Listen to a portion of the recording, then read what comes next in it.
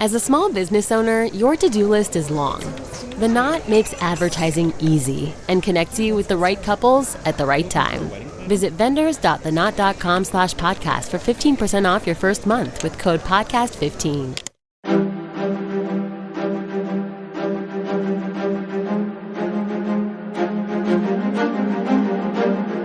Hello, and thank you for listening to The History of World War II podcast, episode 273, The Battle at Slim River.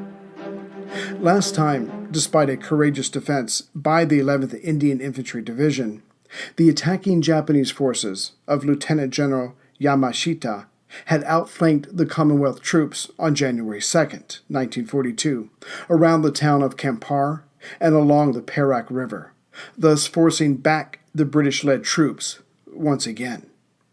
There was nothing for it but to retreat further south, set up another defense, and try again, this time along the Slim River, about 65 miles north of Kuala Lumpur. And this was exactly what Brigadier Archibald Paris would do, because G.O.C. Percival had told Lieutenant General Sir Lewis Heath, the Indian Third Corps commander, to hold back the Japanese, at least until January 4th, as that would keep them away from the convoys carrying reinforcements that were on the way. Still, there was only so much General Paris could do, as in, he was powerless to stop the enemy from, again, loading up troops and sailing further down the west coast, putting them parallel with Kuala Lumpur, which was Yamashita's next target because of its airfield. And though Paris could not control the water route, he could and would block up the main road that came south. After all, the Japanese didn't have that many ships to transport the bulk of their forces that way, besides which it would not be prudent for the invaders to leap so far south via the water and allow the enemy to operate in their rear area. Hence, coming down the road was Colonel Tadao Ando's battle group from the 42nd Infantry Regiment. At the Battle of Kampar, it had been the 41st Infantry Regiment of Colonel Akabe leading the way, but as it had been bloodied by the guns on the heights and the Gurkhas, the 41st was now held in reserve and in shame. So on came the 17 Type 97 medium and 3 Type 95 light tanks of Major Toyosaku Shimada, followed by the men of Ando's regiment. Waiting for whatever came next for the exhausted men of the 11th Indian, about 4 miles north of the Slim River, at and just above the settlement of Trolac, was Paris's first line of defense. The jungle here was impenetrable, except for the main road, so men would be stationed along it and on the south side of Slim River. That was deemed the best chance the defenders had of holding up the Japanese, at least until reinforcements came. Then, well, who knows, but one thing at a time. Between the city of Trolac and Slim River are several rubber plantations, so there was a thick jungle and many small rivers. Hence, little flanking by the aggressors was expected in the upcoming battle. If the Japanese wanted to come further south, they would have to push the enemy troops off the road. Here's a question for you. What would you do to save humanity? And how far would you go to stop someone who is getting in your way? The ancient rivalry of assassins and Templars cuts to the heart of good versus evil, but it wasn't always clear who was good and who was evil. Plug in to explore the amazing world of medieval feuds. Echoes of History, Assassins vs. Templars, is a special collaboration between History Hit and Ubisoft, the masterminds behind the Assassin's Creed games. Hosted by Dan Snow from History Hit and Matt Lewis from Gone Medieval, together they will take a close look at the real history of the secret societies, which inspired the Assassin's Brotherhood and the Templar Order in the Assassin's Creed games. Plus, they will bring on other premier historians as they discuss unearthing the myths of the Grail and who really was the inspiration for the main characters in the game. Echoes of History, Assassins vs. Templars podcast is available right now wherever you get your podcasts. Listen and subscribe to Echoes of History today to discover the hidden truths that have shaped our world and inspired the video game series. That's Echoes of History, wherever you get your podcasts. Listen today and subscribe for more. But even as the 11th had been retreating from Kampar, they discovered that the enemy had a force marching down along the west coast. This demanded that one brigade of the 11th Division flank out that way just to keep the enemy honest, as this may only be a diversion. Either way, the two remaining brigades, the 12th Indian and 28th Gurkha, were the ones left to block the road.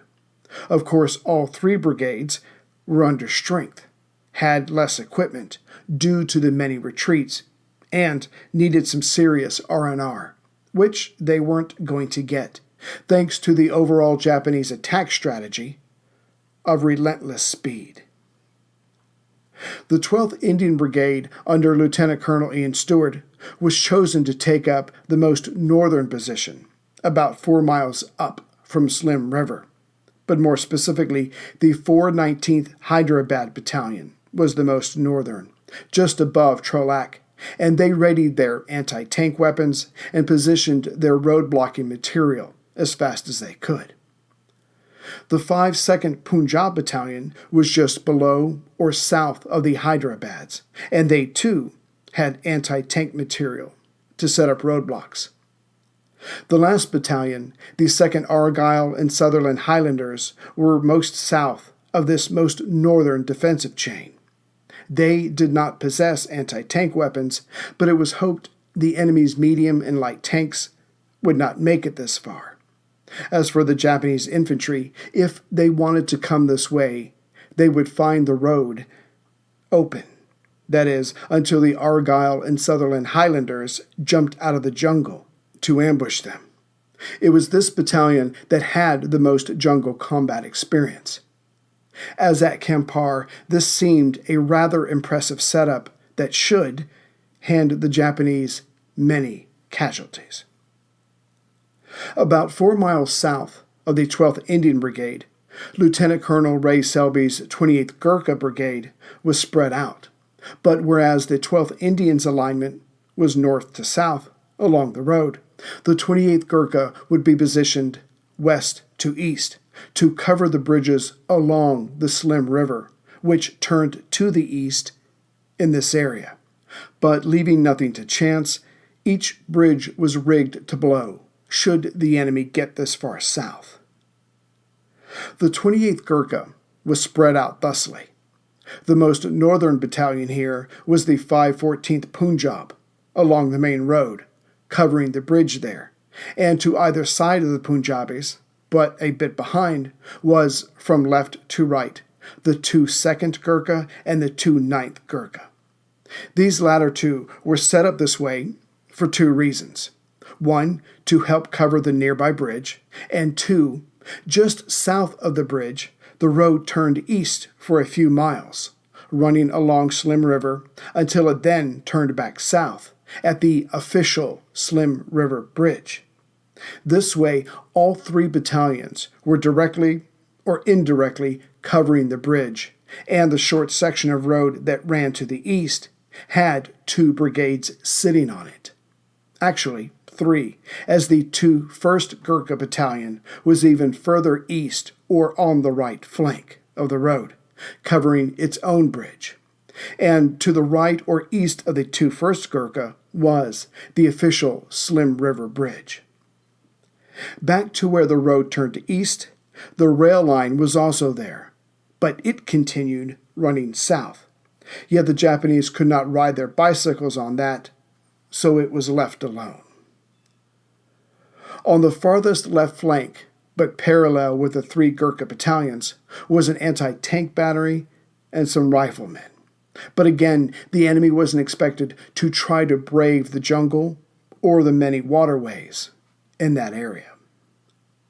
Which meant that if the Japanese wanted to take control of the bridges along the Slim River, they would have to cross the first bridge, pushing aside the 514th Punjab, turn left, drive east, and reach Slim River Bridge, where the road turned south again. But that route meant they had to best 3 other battalions along the road, and only after getting through the 12th Indian Brigade further up the road. But should all this take place, there was one last obstacle in place. The Slim River Bridge was where the road went from running west to east to back to the south. But to keep that bridge, the last bridge before Kuala Lumpur, out of enemy hands, the 155th Field Artillery Regiment was ensconced just south of it to shell any that came near the area. On came the Japanese, specifically Colonel Ando's 42nd Regiment, and on bicycles, which allowed them to move at an impressive rate. Their lead elements reached the 419th Hyderabad position on the afternoon of January 5th. This was mostly a probing attack to see if the enemy would retreat or fight. The Hydra men fought back and killed 60 enemy troops. Colonel Ando could have pushed the issue. Thus far, mostly, the Japanese had come off better each time. But considering that this was only the first engagement of the area, he decided to wait for support, some of which were the tanks. The next day, January 6th, Major Toyosaku Shimada and his 17 medium and 3 light tanks reached the conflict point. The question now was, what was the best way to proceed? And this was where Shimada threw in a monkey wrench regarding how the fighting had been going thus far. First, the British would know that the Japanese knew that the road would be heavily covered, considering the jungle to both sides was practically impenetrable. So the defenders might not think the attackers would come barreling down the main road, getting shot at all along the way. Next, the Japanese had started most attacks with the rising sun. So Shimada asked Ando for permission to charge down the road, leaving themselves exposed to concentrated fire. But to help counter this, they would start their attack in the darkness before the sun arose. Ando gave his permission, and Shimada headed out at 3:30 a.m. on January 7th. At the time, it was raining heavily, which might cover the sound of the approaching tanks. But not wanting to rely on that alone, the raindrops would be mixed with artillery and mortar fire. The enemy would be awakened with shrapnel, and then from the bullets and shells of the quickly approaching tanks. The element of surprise and speed worked flawlessly. The tanks were able to zoom by the Hyderabad troops and their roadblocks. Then the supporting infantry of the 42nd Regiment followed up, and, keeping with the theme of speed, rushed right at the Indians of the 12th, forcing them into the jungle. It was all over in 30 minutes, with only the loss of a single tank. The first line of defense had been shattered. Some of the fleeing Hyderabad troops ran south and alerted the men of the 52nd Punjab, who were all put on alert. And by not being surprised, when the tanks came roaring down the road, 3 of them were taken out by anti-tank fire and landmines. This strong response created its own roadblock, and the advance came to a halt. Now was the time for close-quarter combat. But instead of just engaging the enemy, the British-led troops here had a golden opportunity to wipe out many of the enemy's tanks. Nearby was their artillery support. If that could have been brought to bear, then the resulting fire could have littered the road with enemy tanks and corpses. But by then, the Japanese had cut the lines, and so the 52nd Punjab could not contact anyone Hence, they went on fighting alone. But as the minutes passed, enough defenders were kept pinned down to allow brave Japanese soldiers to come out from behind their tanks and remove the obstacles in the road. By 6 a.m., the tanks were rolling again. 30 minutes later, at 6:30 a.m., it was the turn of the 2nd Argyll and Sutherland Highlanders. Though they were the most experienced in jungle fighting, as they were the 3rd echelon, they were not given anti-tank weapons, so engaged the Japanese, but without the proper tools. But to make this untenable situation even worse, the first 4 Japanese tanks were mistaken for retreating carriers. Hence, the leading tanks were able to whiz by the defenders without a shot.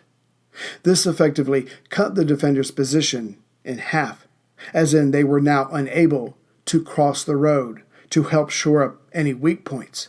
The 4 enemy tanks saw to that.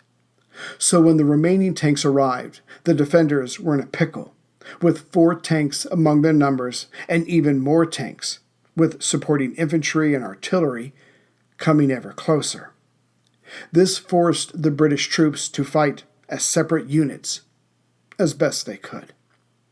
Still, the men of the 2nd Argyll and Sutherland Highlanders gave as good as they got.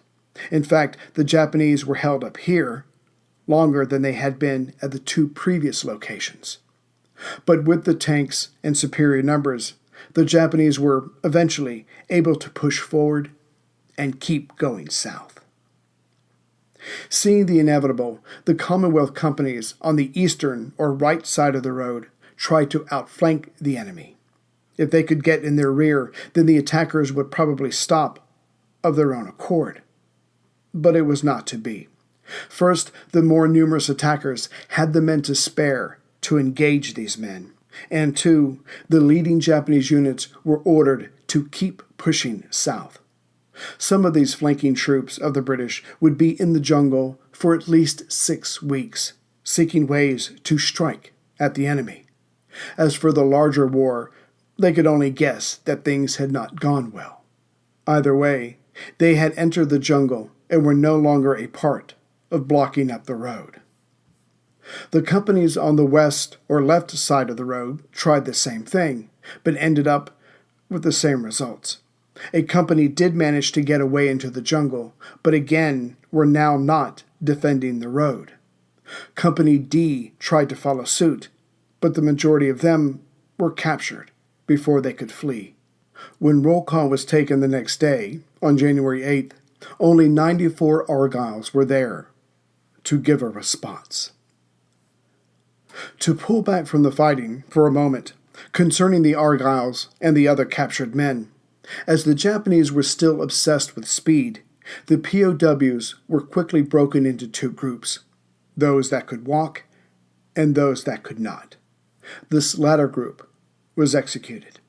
The survivors were forced to dig graves for their comrades, and then help the Japanese wounded who could not walk. Back to the battle. Now that the 3rd and lastmost northern defensive position was breached, the tanks rambled down the road. But not wanting to let the Japanese get any further south than possible, the men of Lieutenant Colonel Cyril Stokes' 514th Punjab Battalion, the most northern of the 28th Gurkha Brigade, and guarding the closest bridge to the Japanese, were ordered to advance north. Hence, the leading enemy tanks ran right into the marching Punjabis. But the Punjabis weren't just marching up the road, they were in a marching formation. So when the first 3 tanks came at them, Lieutenant Watanabe ordered them to keep going and open fire with their machine guns. Many Punjabis went down, as did Lieutenant Colonel Stokes, now mortally wounded. The tanks kept going, the surviving Indians scattered into the jungle. At 8 a.m., the lead tanks had reached the most northern unit of the 28th Gurkha Brigade of Lieutenant Colonel Selby that was still guarding the bridge. But because the communication lines had been cut by the Japanese early on, Selby and his staff had no idea of what was going on, or that they were now the front line of the war. The tanks tore through Selby's headquarters area and the two supporting battalions, the 2nd Gurkha to Selby's southwest and the 9th Gurkha to Selby's southeast. All were scattered before the tanks, as had been the men of the 12th Indian Brigade to the north. Fortunately, many of the men, though now wounded, were able to cross to the south side of the rail bridge before the majority of the Japanese troops arrived. After the Japanese had crossed this first bridge, which wasn't blown due to the confusion and rapid retreat, they turned left or to the east, now heading for the Slim River Bridge. But first they slammed into the last defensive unit between them and the bridge, the 1st Gurkha Battalion. Unfortunately for the Gurkhas, they were marching away from the approaching Japanese tanks, who were able to shoot them up from behind with little warning. Indeed, this unit would suffer more casualties than the previous units so far engaged. By the next day, only 1 officer and 27 other men were available for active duty. The brigade's commander, Lieutenant Colonel Jack Fulton, wounded in the stomach, was captured and would die 2 months later. So far, in a battle that was not quite 5 hours old, the tanks of Major Shimada had destroyed and or scattered 2 brigades worth of defenders.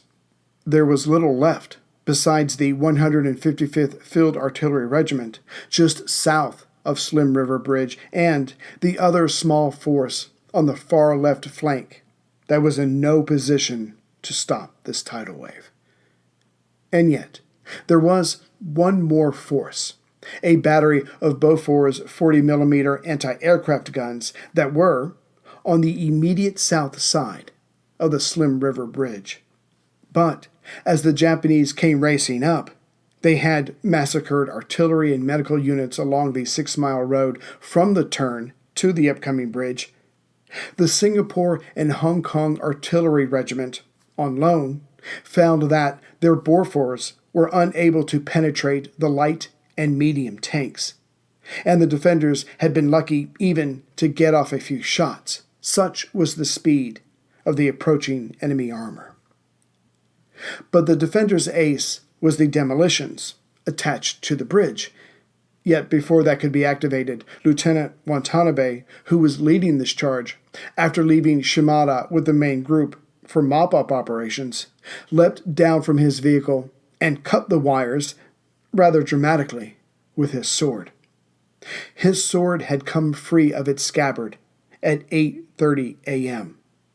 The bridges that led to Kuala Lumpur were taken by the Japanese, which meant flinging the 11th Indian Infantry Division out of their path in only 5 hours. Having the bridges they needed, and it still being early in the day, the Japanese had several options still open to them.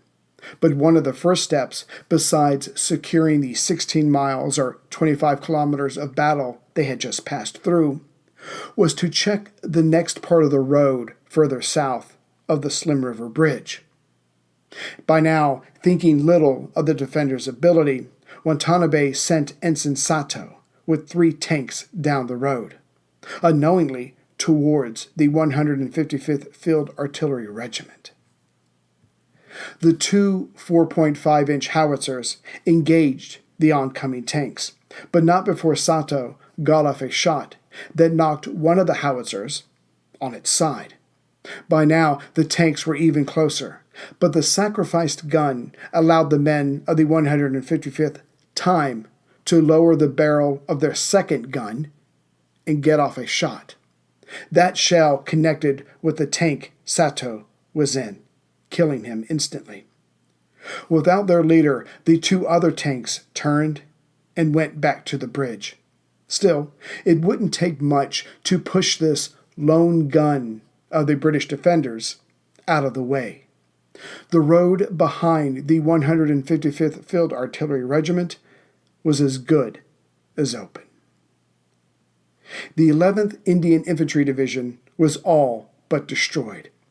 The 12th Indian Brigade only existed on paper, now numbering some 430 men and 94 officers, while the 28th Brigade could no longer be called a fighting force, as it was down to 750 men, some of them wounded.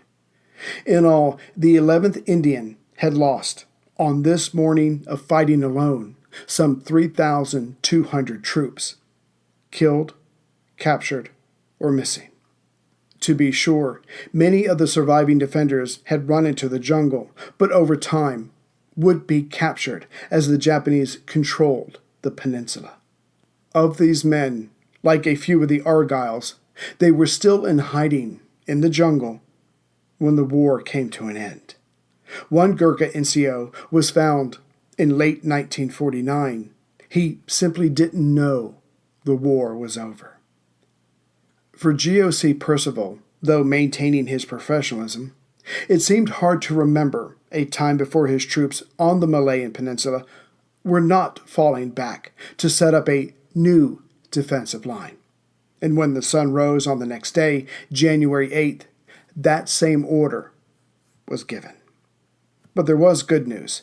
The 18th Infantry Division, which had been en route to the Middle East, had its course altered, now to the Far East. It and the personnel of the 82nd Anti-Tank Regiment were taken to India, with the idea that they would all make for Singapore. Given the lack of transport ships, the 53rd Brigade Group was sent first and would arrive on January 13th. The rest would come later, but were expected by early February. Even better, additional anti-tank and anti-aircraft regiments were expected to be redirected to Singapore. But at least Percival could tell the men of the 11th Indian Infantry Division that they were about to get some rest, for two newly formed Indian brigades that would be a part of the new 17th Indian Infantry Division were on their way. In fact, the 45th Indian Infantry Brigade had landed in Singapore on January 3rd, and to support these still untrained, unequipped men, tanks were coming in from the Middle East. But all that was for later. For now, the surviving Indians were told to pull back to Johor, to only engage in demolitions, but to not stop retreating. Taking their place and getting their crack at the Japanese would be the 8th Australian Infantry Division. General Sir Archibald Wavell, commander of the American, British, Dutch, Australian Command, or ABDACOM, arrived in Singapore on January 7th. Looking over all the after-action reports, it was his belief that the enemy's success so far had not been due to their superior ability, but because of British mistakes. He would correct that, which should allow the enemy to be finally stopped in Johor. Singapore would be saved.